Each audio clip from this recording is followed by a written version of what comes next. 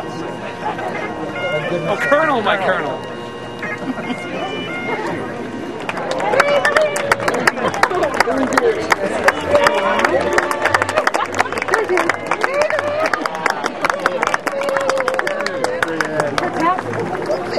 Coming. She's coming. Tell them.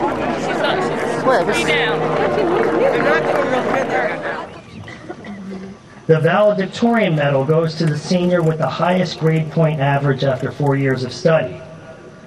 I'm pleased to recognize an individual who was an academic star, incredible distance runner, and leader throughout the school. She will enter Dartmouth College in the fall. Please extend congratulations and a welcome to Nancy Seam.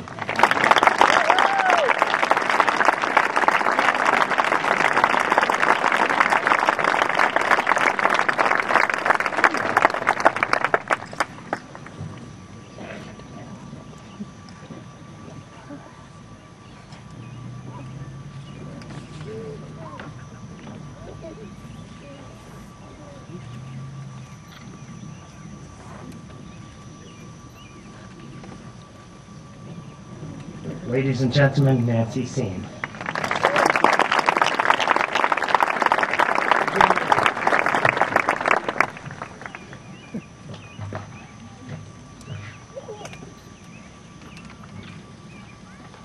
At the very first assembly of the year, Mr. Tashton talked to the entire school about delayed gratification. To recap, for those of you who were not there that hot August morning, when it was way too early to function, there was a New York Times article that talked about a test done in 1970 by Walter Mischel. Mischel took a group of 4-year-olds and gave them a marshmallow. He told them that they could eat the marshmallow now, or wait and receive 2 marshmallows. Some 4-year-olds gobbled theirs down right away. Others exercised a few minutes of self-control. And a few 4-year-olds waited the whole 15 minutes and did indeed receive 2 marshmallows for their patience. The study followed this group of children over their lives and found a correlation between those who had exercised delayed gratification and the overall outcome of their lives. Those who were able to wait scored better on the SATs, got into better colleges, made more money, and had an overall higher standard of living. I think that this experiment has a lot to say about how one should live his life. Of course, whether or not as a 4-year-old you could pass the marshmallow test doesn't need to be what defines you for life. But I think that delayed gratification is something to be admired and practiced. Over the past 4 years, every single person in the graduating class of 2010 has exercised delayed gratification. And because of it, we're able to stand here proudly today with a feeling of accomplishment. Ethan Faxon has stayed true to his goals despite the enticement to do something easier, and as a result is about to begin his career in the Army. Emery Boudreau gave up her senior spring and the comfort of BBA in Vermont, but in return was able to spend the past 4 months in India. And if you ask her, I'm sure she'll tell you it was more than worth it. Charlotte Salzgiver gave up taking an easy senior course load and took more APs than anyone I know, and was accepted into the University of Pennsylvania, her top choice.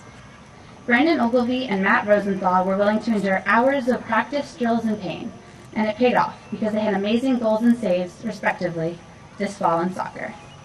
Chelsea Charbonneau received Best in Show at an anime convention in Colchester for her artwork, after 6 years of drawing. The entire cast of Play On put hundreds of hours into rehearsals, and because of this, they put on an absolutely amazing show. Sarah Shahadi did countless laps of speed work around Equinox Pond this fall, even when she could have been doing the easy Taconic Mile, and as a result had the best run of her career at cross-country states. These are just a few examples. Everyone who is graduating here today has put off doing the easy thing at one point or another so that he or she could reap the benefits of delayed gratification.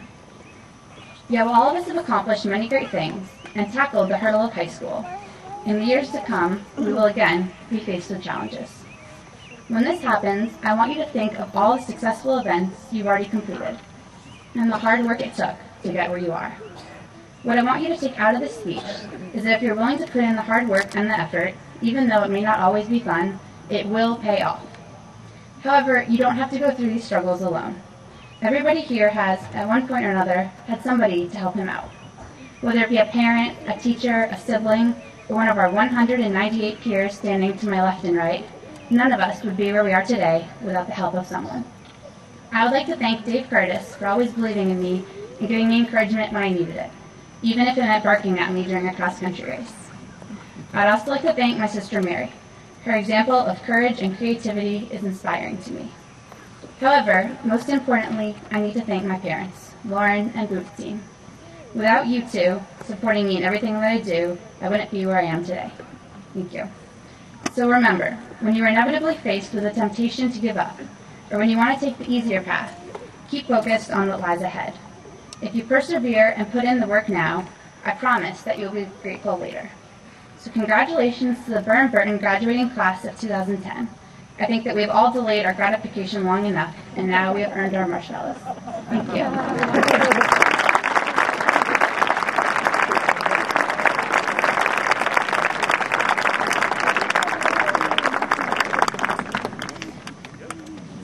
Uh-oh. There's something in that bag. Marshmallows. Oh my God.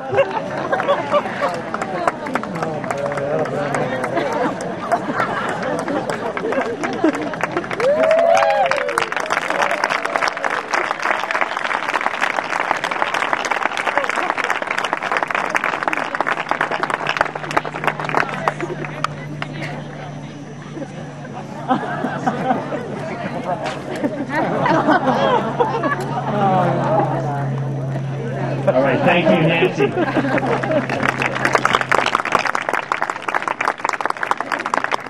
Most people use visual aids, you use the culinary aids. And I'm glad someone was paying attention to that speech, too.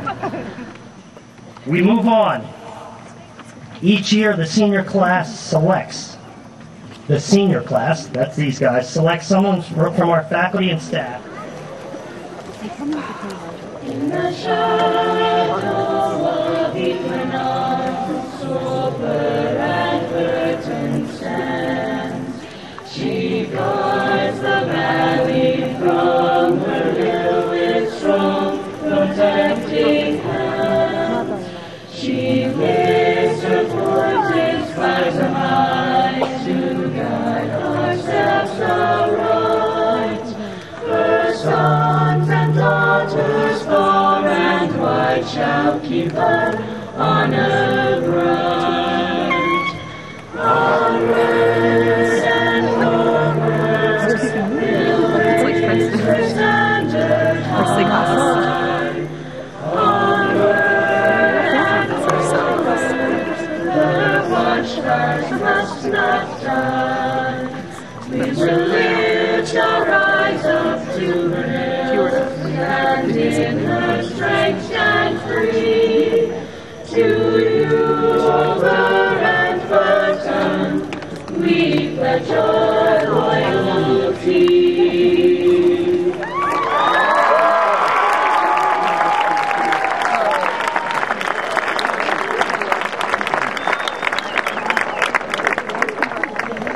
Permit me to offer you a final lesson, a final insight from your time here at BBA.